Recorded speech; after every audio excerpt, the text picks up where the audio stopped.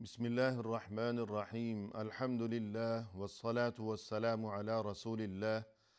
وعلى آله وأصحابه أجمعين أما بعد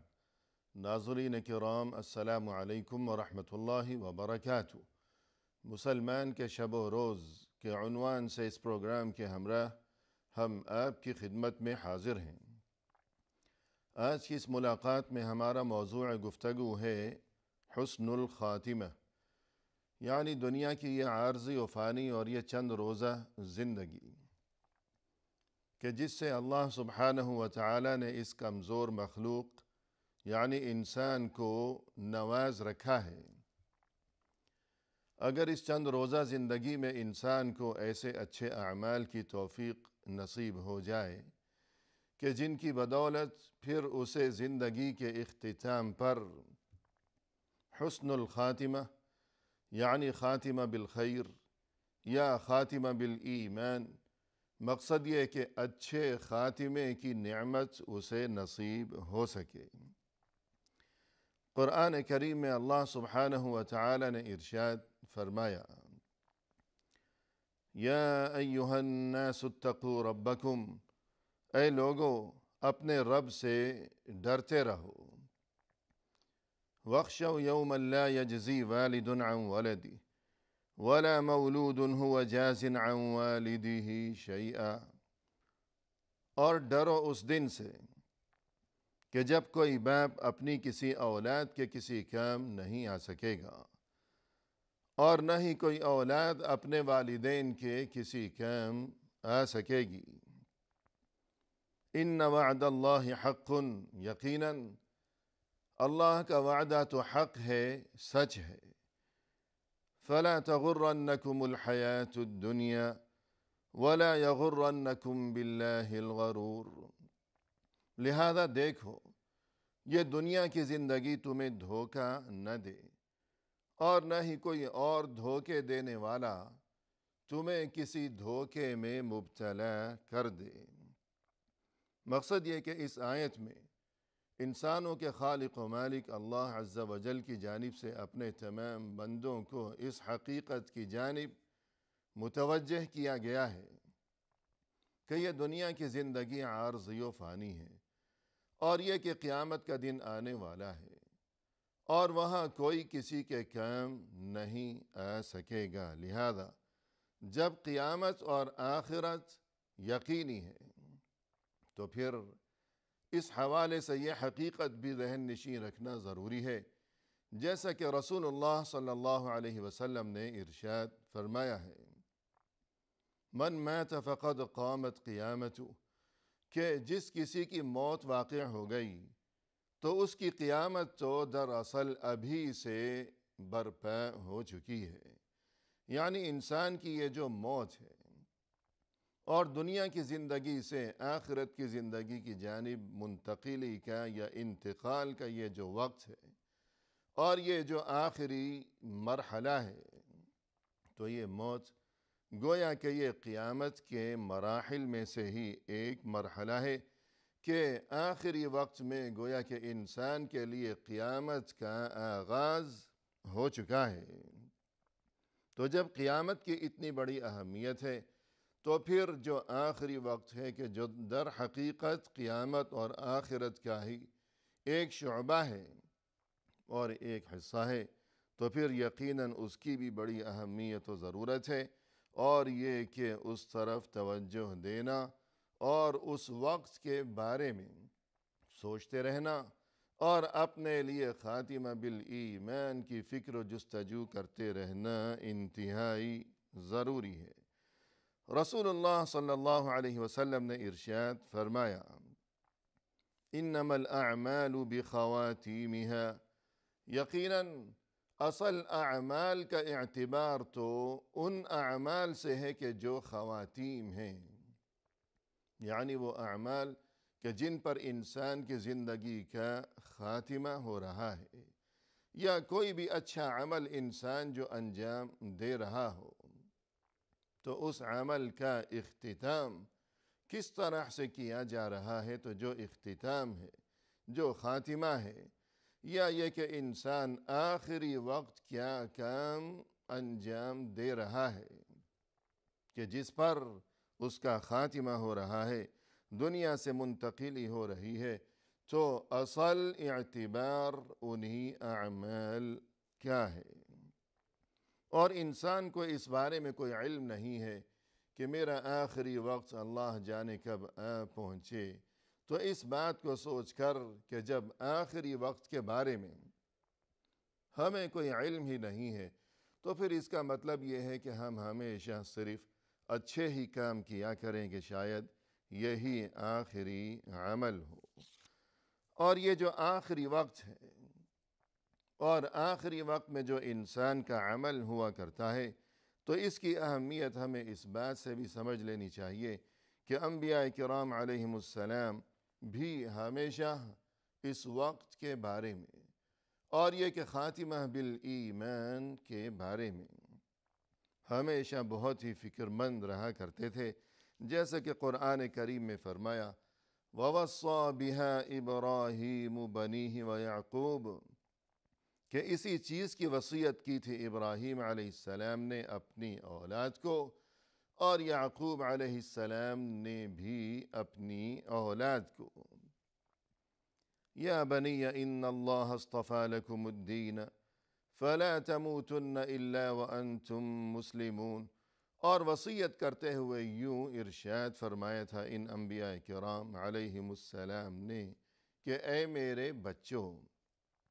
یقیناً اللہ نے دین کو تمہارے لیے پسند فرما لیا ہے، لہذا تمہیں موت نہ آئے ہرگز ہرگز مگر صرف حالت اسلام میں، یعنی موت حالت اسلام میں ہی آئے۔ تو مقصد یہ کہ خاتمہ بالایمان اور یہ کہ خاتمہ بالخیر کی اس قدر انہیں بھی فکر تھی، جستجو تھی۔ اسی طرح اللہ کے نبی یوسف علیہ السلام نے اللہ سے التجا کرتے ہوئے، مناجات کرتے ہوئے یوں دعا کی توفنی مسلما والحقنی بالصالحین، یعنی یا اللہ تو مجھے حالت اسلام میں وفات دینا کہ اسلام کی حالت میں میرا اس دنیاوی زندگی کا خاتمہ ہو، اور یہ کہ تو اپنے نیک بندوں میں، اچھے لوگوں میں مجھے شامل فرما لینا۔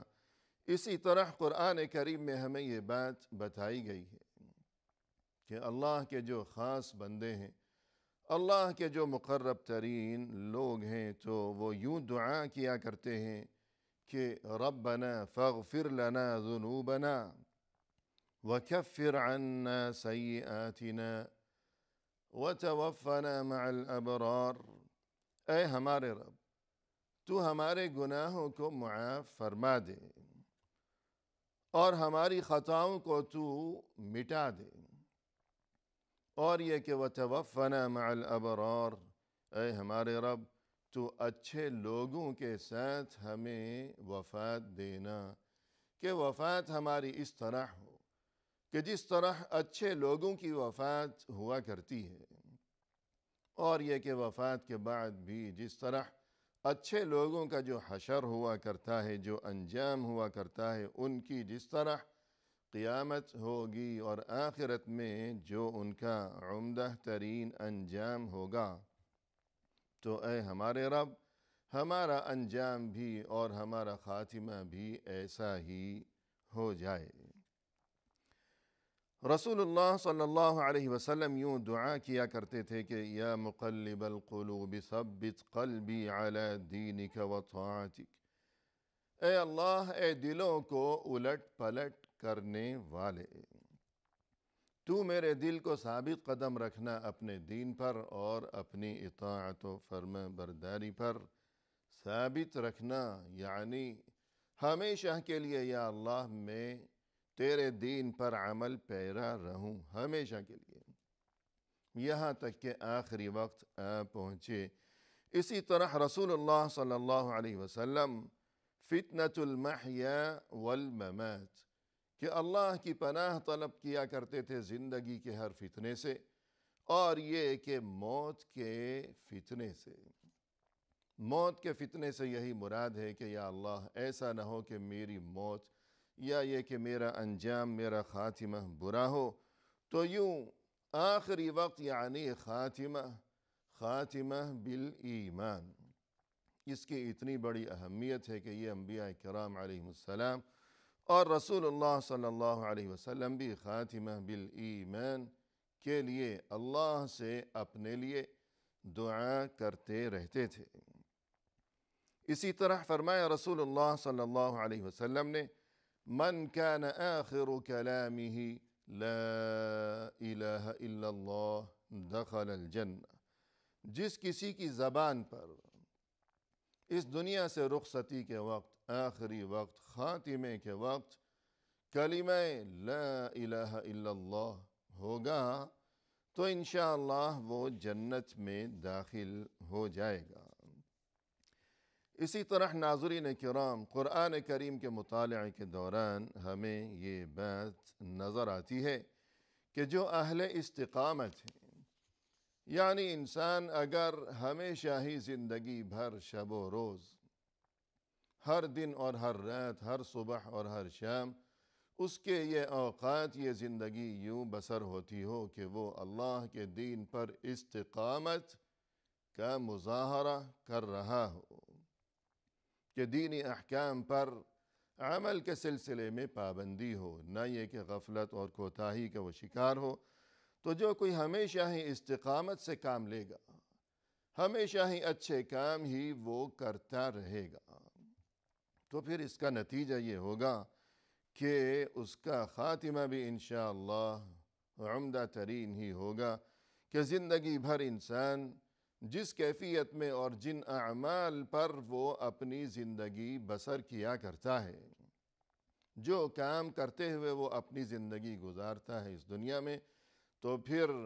آخری وقت بھی اس کی وہی کیفیت اور وہی عمل اس کے دل و دماغ میں ہوا کرتا ہے، وہی بات ہوا کرتی ہے۔ جیسے کہ مقولہ مشہور ہے کہ من عاش علی شیء مات علیہ، کہ زندگی بھر انسان جو کام کرتا رہا ہو، اچھے کام یا برے کام،